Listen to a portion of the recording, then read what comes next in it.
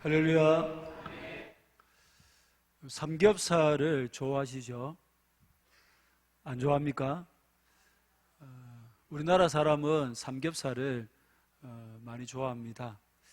어느 유명한 삼겹살 식당의 메뉴판에 재미있는 말이 기록되어 있습니다. 인생은 짧고 고기는 맛있다.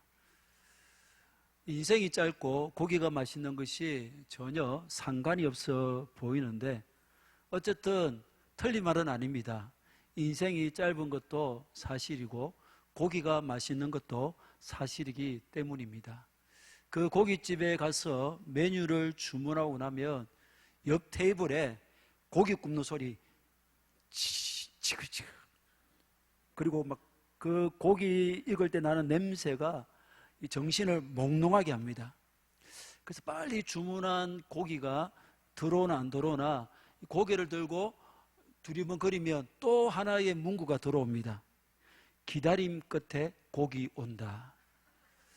굉장히 의미 있는 말 같죠. 기다림 끝에 고기 온다. 우리의 삶, 인생은 기다림이라고 해도 과언이 아닙니다. 우리는 늘 무언가를 끝없이 기다리며 살아갑니다.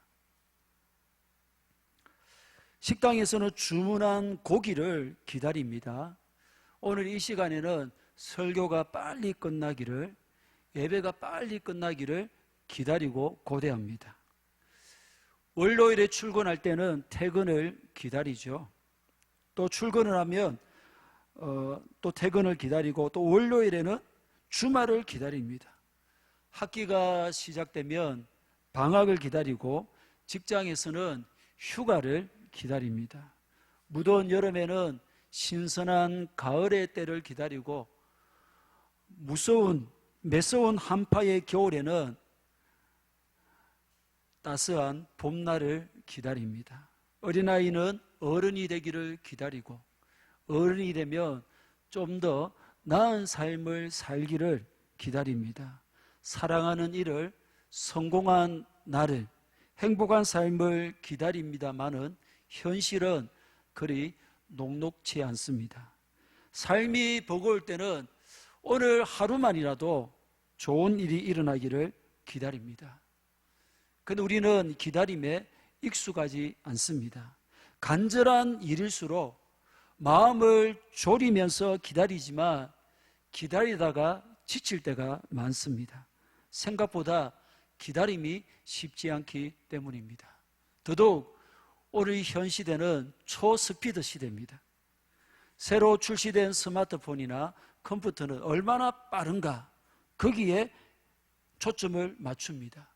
적성요리, 밀키트도 얼마나 그것을 빨리 먹을 수 있느냐, 이게 중요합니다. 전자기기도, 전기자동차도 더 빠른 충전에 거기에 핵심을 두고 있습니다. 내비게이션도 막히지 않는 길을 얼마나 더 빨리 가느냐, 그래서 모두 빠름에 익숙해가는 그런 시대입니다. 따라서 빠르지 않으면 실망합니다. 빨리 끝내지 못하면 안절부절 못합니다. 남들보다 빠르지 못하면 그 주변에 붙어서라도 가야만이 안심하는 이 세상입니다. 그런데 이 기다림은 이 빠름과 역행합니다. 3분 안에 먹을 수 있는 요리도 있지만 몇 년은 키워야만이 열매를 맺는 나무도 있고 몇십 년은 기다려야만이 열매를 맺는 기다림도 있습니다. 누구에게나 기다리는 시간은 답답하고 초조하고 고통스럽습니다. 그래서인지 서두른다고 급하게 한다고 달라질 것은 전혀 없는데도 무언가를 하려는 조급함의 함정에 빠져들곤 하는 것입니다. 오늘 본문에 보게 되는 사례가 그렇고 아브라함이 그랬습니다. 1절입니다. 시작. 아브라함의 아내 사레는 출산하지 못하였고 그에게 한 여종이 있으니 애굽 사람이요 이름은 하갈이라. 앞장에서 하나님은 아브라함에게 내 자손을 하늘의 물별과 같이 많게 해주겠다, 그렇게 약속하셨고 아브라함은 그 하나님의 약속을 믿었고 하나님은 아브라함의 믿음을 어렵다 여기셨습니다. 즉 하나님을 향한 아브라함의 의심과 불안은 해소되어졌습니다. 그런데 문제는 그의 아내 사레였습니다. 사레는 창세기 11장 29절에 아브라함의 아내의 이름은 사레이며 그게 처음으로 그녀의 이름이 등장하고 소개되고 있고, 이어지는 30절입니다. 사레는 임신하지 못함으로 자식이 없었더라. 이후 창세기 15장까지 오는 동안 사레가 무슨 말을 했다는 언급이 전혀 없습니다. 12장에 약속의 땅에 심한 기근이 들어서 아브라함이 애굽에 내려가려 할 때에 사레에게 애굽에서는 내 아내라 하지 말고 누이라고 하자, 그런 제안을 했을 때에도 사레가 말을 한 기록이 없습니다. 심지어 바로에게, 바로가 사레를 아내로 삼으려고 데려갈 때조차 사레는 한마디도 하지를 않았습니다. 아브라함의 조카 롯이 아브라함을 떠나갈 때에도 아브라함이 메소포타미아 4개국 연합군을 공격하여 조카 롯을 그 사로잡힘에서 구출할 때에도 사레는 침묵했습니다. 그런데 오늘 본문엔 그가 매우 적극적이고 능동적으로 말을 합니다. 그만큼 사레의 그 자녀에 대한 열망이 컸고 하나님의 약속에 대한 의심이 또한 짙어졌다는 것을 드러냅니다. 본절에 출산하지 못하였고, 이 사용된 히브리어 부정어는 세 종류가 있는데 여기에서 사용된 부정어는 지속적인 부정의 뜻을 가집니다.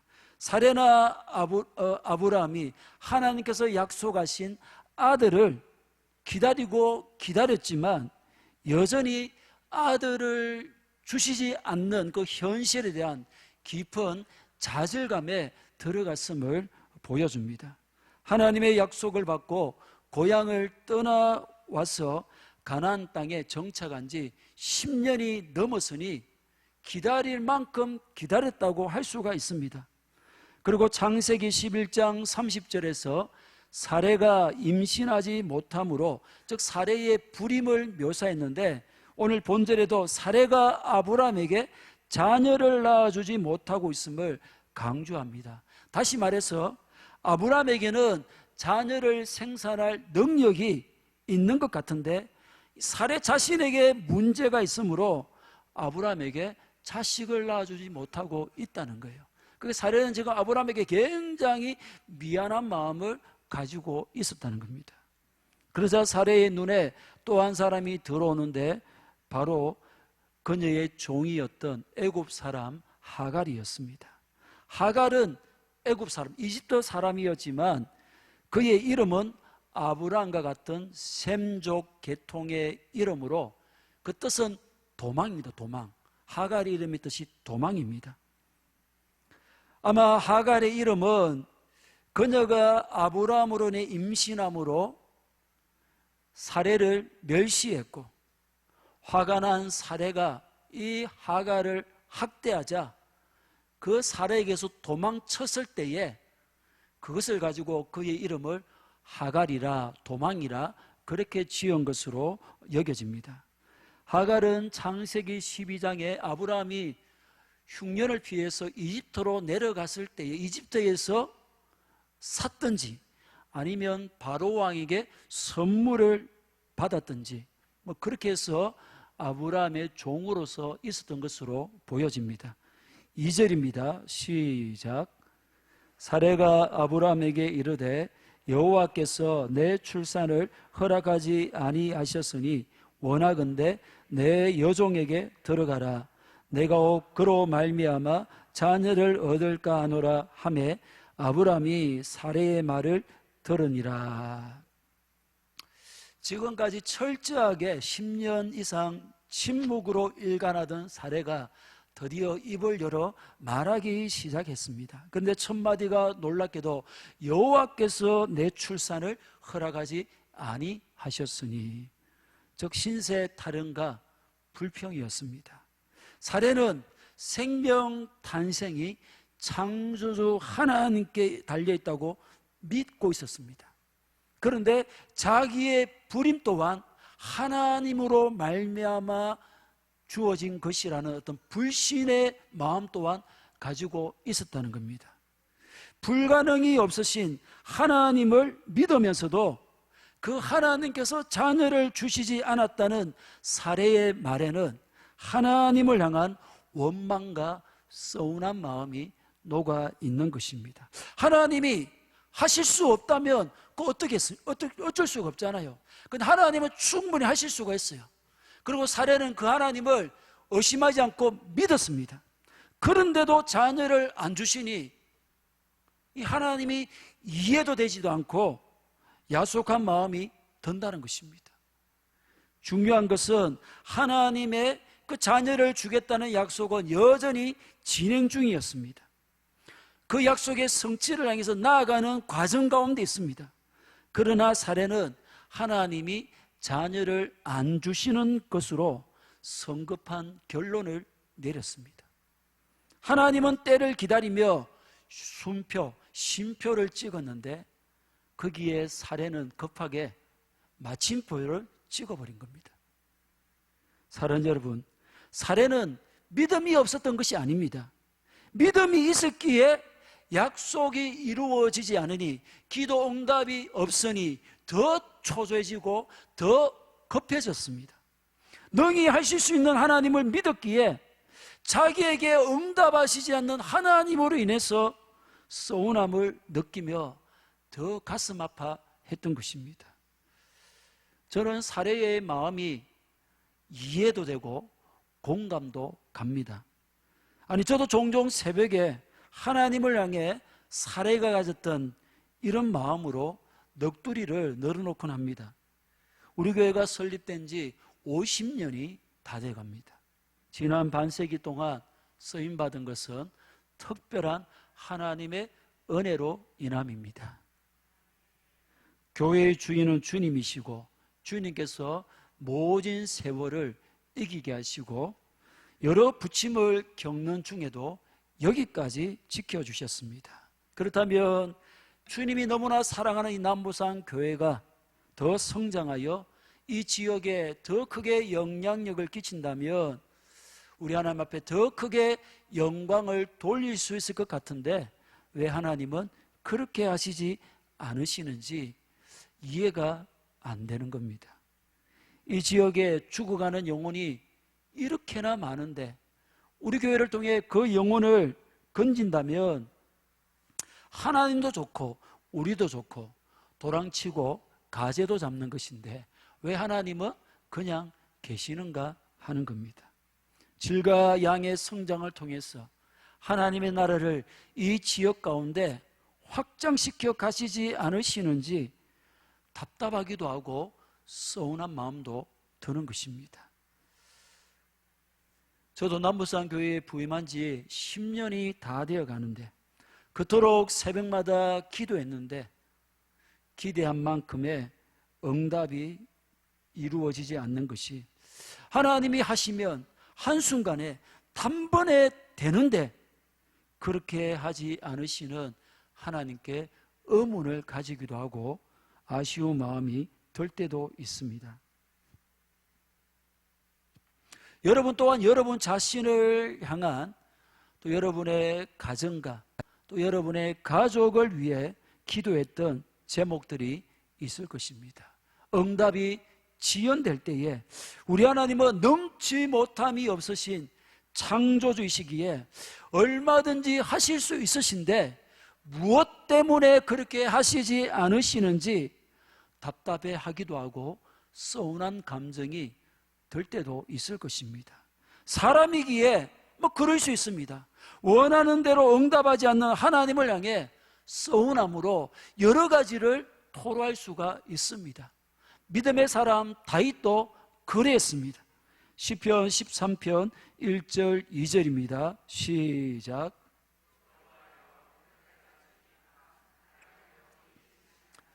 주의 얼굴을 나에게서 어느 때까지 숨기시겠나이까? 나의 영혼이 번민하고 종일토록 마음에 근심하기를 어느 때까지 하오며 내 원수가 나를 치며 자랑하기를 어느 때까지 하리이까? 아멘. 심지어 고라의 시에 보면 믿음으로 인해서 세상 사람들에게 조롱까지 듣습니다. 시편 42편 3절 10절입니다. 시작. 사람들이 종일 내게 하는 말이 내 하나님이 어디 있느냐 하오니 내 눈물이 주야로 내 음식이 되었도다. 내 뼈를 찌르는 칼같이 내 대적이 나를 비방하여 늘 내게 말하기를 내 하나님이 어디 있느냐 하도다. 무슨 말입니까? 하나님이 살아계시다면, 그 하나님이 전능하시다면 네가 어떻게 이런 일을 겪을 수가 있느냐는 거예요. 네가 당한 꼴을 봐라. 하나님이 계시다면 절대로 네가 이런 꼴을 당하도록 내버려두지 않았을 것이라는 겁니다.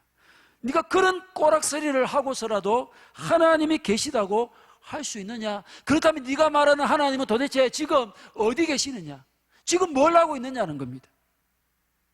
그래서 시인은 탄식합니다. 11절입니다. 내 영혼아 내가 어찌하여 낙심하며 어찌하여 내 속에서 불안해하는가? 그렇습니다. 독생자까지 내어주신 하나님이 이 위기의 순간에, 이 절박한 순간에 도통 움직이시지 않으시는 것 때문에 답답하기도 하고 낙심하기도 하고 불안해할 수도 있습니다. 사람이기 때문에 그렇습니다. 중요한 것은 그것이 잠시 잠깐이어야 한다는 겁니다. 이래 하나님을 다시 붙들어야 합니다. 좀 전에 읽은 시편 42편 11절에 그 다음 내용입니다. 그냥 통째로 다시 11절을 한번 읽어봅니다. 시작. 내 영혼아 내가 어찌하여 낙심하며 어찌하여 내 속에서 불안해하는가? 너는 하나님께 소망을 두라. 나는 그가 나타나 도우심으로 말미암아 내 하나님을 여전히 찬송하리로다. 아멘. 할렐루야. 그렇습니다. 잠시 흔들릴 수 있지만, 서운한 마음이 들 수도 있지만, 그렇게 흔들리는 내 영혼을 향해 하나님께 소망을 두라 명령할 수 있어야 하는 것입니다.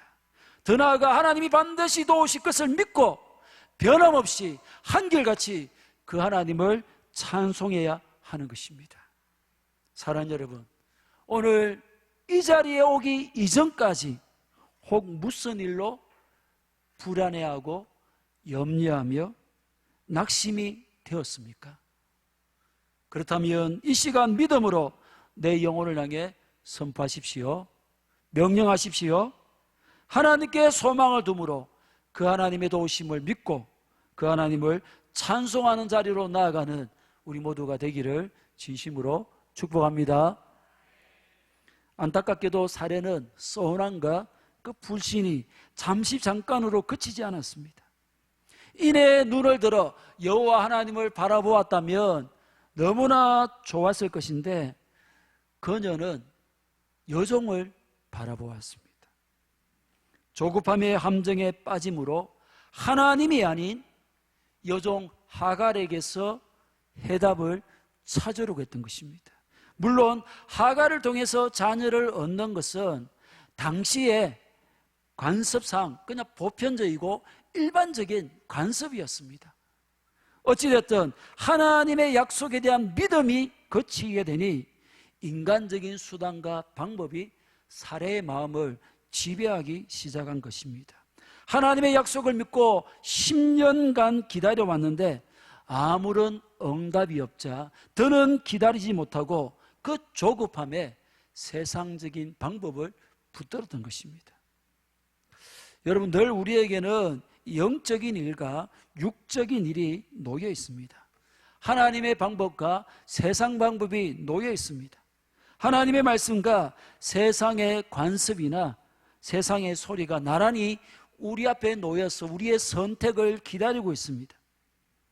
사례가 하나님의 약속을 붙들 때에는 여종 하갈이 그녀의 눈에 들어오지 않았습니다. 늘 그녀의 곁에서 수종드는 하갈을 보면서도 추호의 생각조차 없었습니다. 하지만 약속을 믿지 못하고 조급함의 함정에 빠지게 되자 하갈을 보며 예전에 하지 못했던 세상의 관습을 붙들게 되고 세상 방법을 추구하게 된 것입니다. 그렇습니다. 사랑하는 여러분, 어느 날 갑자기 세상 방법이나 세상의 소리가 우리를 찾아와서 유혹하는 것이 아닙니다. 늘 우리 앞에는 두 갈래 길이 놓여 있습니다. 우리가 영적일 때는 보이지도 않고 신경 쓰이지도 않았던 그 길입니다. 하지만 하나님에 대해서 서운한 마음, 야속한 마음이 들고 그것을 떨쳐버리지 못하고 붙들기 시작하면 서서히 이런 것들이 우리의 눈에 보이게 되고 우리의 마음을 비집고 들어오게 되는 것입니다.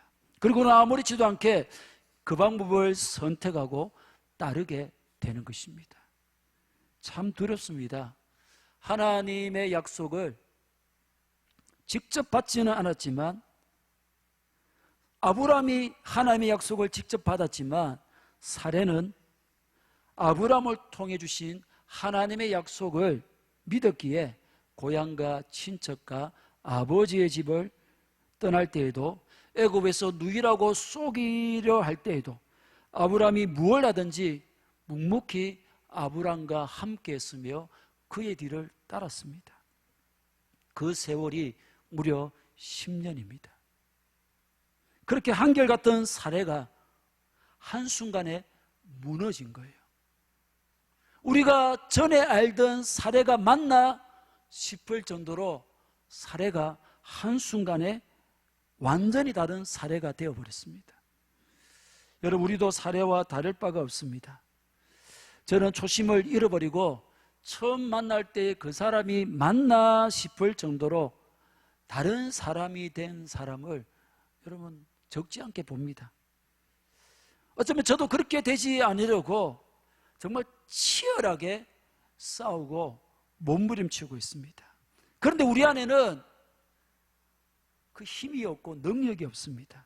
우리가 하나님을 바라보며 하나님의 말씀을, 그분의 방법만을 붙들려고 매달리고 기도하며 은혜를 구하는 것 외에는 다른 수가 없습니다. 믿습니까? 그분의 임재 앞에, 그분의 은혜 앞에서 떠나지 않으므로 늘 한결같이 하나님의 길을 걷는 우리 모두가 되기를 진심으로 축복합니다. 2절을 다시 한 번 더 읽습니다. 시작.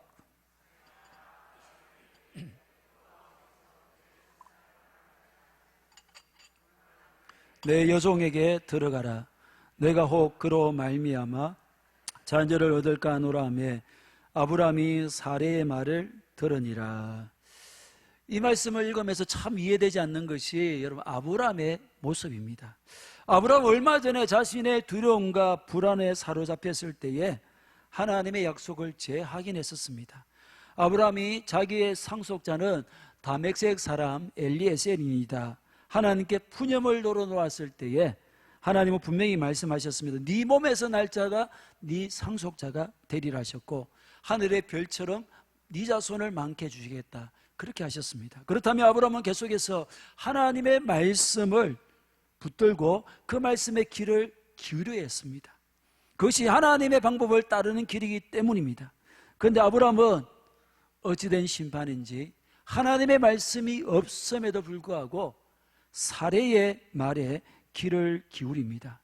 아브라함이 사레의 말을 들으니라. 이 말씀은 창세기 3장 17절에 하나님께서 선악을 알게 하는 나무의 열매를 먹은 아담에게 네가 네 아내의 말을 듣고 할 때와 문법도 똑같고 표현이 똑같습니다. 아담도 아브람도 하나님의 약속을 직접 받은 당사자로서 직접 받지 않는 아내가 잘못된 선택을 강요할 때에 그게 따르면 안 되었던 것입니다. 그런데 아브람은 아담도 마찬가지지만 사레의 제안에 기도 한 번 하지 않고 그대로 순종했습니다. 고대 건동의 남성 중심 사회에서는 도무지 일어나기 힘든 그런 상황입니다. 아무래도 아브라함이 지금까지 10년 동안 군말 없이 자기를 따라와 준 그 아내 사레에게, 또 이집트에서는 아내를 누이라고 속인 어떤 그런 것에 대한 미안함 때문인지 모르겠지만 사레의 말을 쉽게 무시하지를 못한 것입니다. 물론 예나 지금이나 아내의 말을 잘 듣는 것이 가정의 평화, 나아가 우주의 평화를 지키는 길이고, 또 가장 이상적이며 또 지혜로운 남편의 본복입니다. 그래서 말씀하옵소서 종이 듣겠나이다.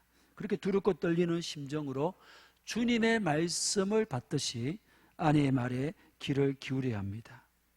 하지만 하나님 말씀보다 앞설 수는 없습니다. 아무리 천하의 아내라 할지라도 하나님의 말씀보다 더 귀를 기울이는 순간 죄를 짓게 되는 거예요. 최초의 인류인 아담 역시 마찬가지입니다. 선악을 알게 하는 나무 열매는 먹지 말라. 네가 먹는 날에는 반드시 죽으리라. 하나님의 경고를 들었습니다. 따라서 어떤 경우에도 선악을 알게 하는 나무 열매를 먹어서는 안 되었습니다. 하지만 하와의 말을 듣고 하나님의 말씀을 거스려 그 열매를 먹음으로 온 인류에게 가장 무거운 죽음이라는 형벌을 지워주게 되었습니다. 사랑 여러분, 아내의 말을 잘 들으십시오. 아멘을 안 하시네. 남편의 말을 잘 들으십시오. 더 아멘 안 하시네. 부모의 말도, 선생님의 말, 상사의 말도 잘 들으십시오. 그러나 하나님 말씀보다는 앞세우지 마십시오. 아무리 지혜로운 사람도 하나님의 지혜에 비길 사람이 어디에 있겠습니까? 지금 시대에 맞게 보이고 세련돼 보이고 이성적으로 보이고 합리적으로 보이고 지혜로워 보이도 하나님의 말씀과 어긋난다면 단호하게 거절하고 하나님 말씀에 순종해야 합니다. 그렇지 않으면 함께 그릇된 길로, 멸망의 길로 나아가게 되는 것입니다. 사도행전 4장에 사도들이 성전 미문에 나면서 안전병이 된 사람을 고쳤습니다. 그리고 예수의 부활, 예수님이 부활하셨다는 사실을 전하자 수많은 사람들이 예수를 믿게 되고, 그로 인해서 이 사도들이 사내들인 공회에 잡혀가서 그 재판석에 서게 됩니다. 스승 예수님을 죽이려고 했던 바로 그 사내들인 공회입니다. 공회는 사도들에게 이후로는 예수님의 이름으로 말하지도 말고 가르치지도 말라며 위협하고 협박하고 경고했습니다. 그때 베드로와 요한이 대답하기를 하나님 앞에서 너희의 말을 듣는 것이 하나님의 말씀을 듣는 것보다 옳은가 판단하라. 무슨 말입니까? 아무리 협박하고 위협한다고 해도, 심지어 죽인다고 해도 우리들은 너희들의 말대로 할 수 없고 하나님의 말씀대로 순종하겠다는 것입니다. 오늘 우리에게도 목숨 걸고 하나님 말씀에 순종하려는 은혜가 있기를 진심으로 축복합니다. 3절에 의하면 아브라함이 85세 때에 하갈을 첩으로 맞이하는데, 여러분 당시에 자녀가 없다는 것은 그 아내에게는 재앙이고 불명예했습니다. 그런데 이상하죠? 그래서 그 당시에는 대리모 제도가 있어서 얼마든지 종을 통해서 자녀를 얻을 수가 있었습니다. 그런데 왜 이 가정에는 그런 능력도 있는데 사례는 75세, 아브라함은 85세가 될 때까지 이 대리모를 통해서 자식을 얻지를 않았던 것입니까? 그렇게 치욕적이고 불명예스러운 것인데도 말입니다. 여러분, 아브라함의 아버지 데라가 70세 이후에 아브람과 나홀과 하란을 낳았습니다. 그렇게 아브람과 사레가 하란을 떠날 때에도 자녀를 낳을 희망을 품고 있었다는 겁니다. 그런데 사례는 자신보다 10살이나 더 많은 아브라함은 출산이 가능하고 자신의 출산은 하나님이 막고 계시다는 것을 어떻게 알았겠습니까? 아브라함의 몸에 변화가 생겼기 때문입니다. 창세기 15장 4절에 하나님이 네 몸에서 날 자가 네 상속자가 되리라, 이 말씀을 아브라함이 믿은 것을 두고 바울이 로마서 4장 18절에서 아브라함이 바랄 수 없는 중에 바라고 믿었다, 즉 아브라함의 생식 능력이 이미 상실했다는 것입니다. 그렇게 사레가 아브라함에게 하갈을 준 것은 이 이후에 아브라함의 몸에 신체 변화가 있었고 사레가 이를 알았다는 것입니다. 그래서 2절에 혹이라는 말은 혹시라는 가능성을 나타내는 표현이죠. 아브라함의 변화로 인해 생겨난 가능성에 대한 기대 때문인 것입니다. 그렇지만 사레 자신에게는 아무런 신체 변화가 없었기 때문에 아브라함에게 하갈을 준 것입니다. 그렇다면 아브라함의 생식 능력을 회복시켜 주신 하나님께서 자신의 생식 능력도 회복시키실 것을 믿고 기다려야 했음에도 불구하고 성급함의 함정에 빠져서 인간적인 방법과 수단을 통해서 자녀를 얻으려고 했던 것입니다. 사레는 하갈을 통해 자신이 세워지기를 기대했습니다.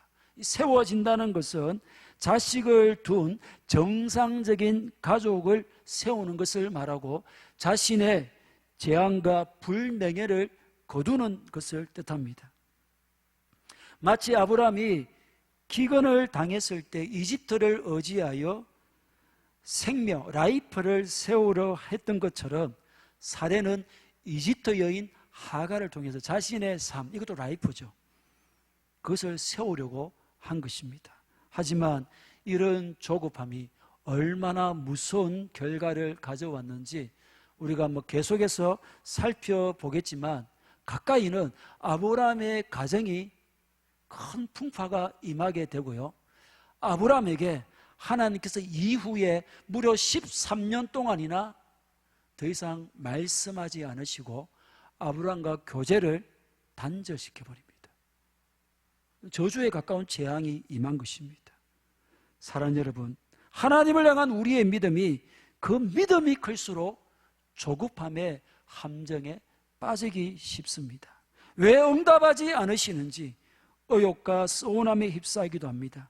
하지만 그것도 잠시 잠깐 속히 눈을 들어 여호와 하나님을 바라보며 그분의 말씀을 붙들어야 합니다. 그렇지 않으면 하갈이 눈에 들어오게 되는 겁니다. 인간적인 수단과 방법을 붙들게 됩니다. 급하게 무엇을 하려다가는 조급함의 함정에 꼼짝없이 빠지게 됩니다. 아브람도 사레도 예가 아니었습니다. 사람이기에 지칠 수가 있고 응답을 지체하는 하나님이 이해되지 않을 수도 있고 의심이 들고 서운한 감정을 가질 수도 있습니다. 그렇다고 하나님이 찍고 있는 순포에 함부로 마침표를 찍고서는 하나님이 아닌 하갈을 바라보았어야 되겠냐는 것입니다. 그럼에도 불구하고 다시 눈을 들어 하나님을 바라보고 반드시 응답하실 그분을 신뢰함으로 그분의 이름을 높이고 찬송하는 우리 모두가 되기를 주님의 이름으로 간절히 축복합니다.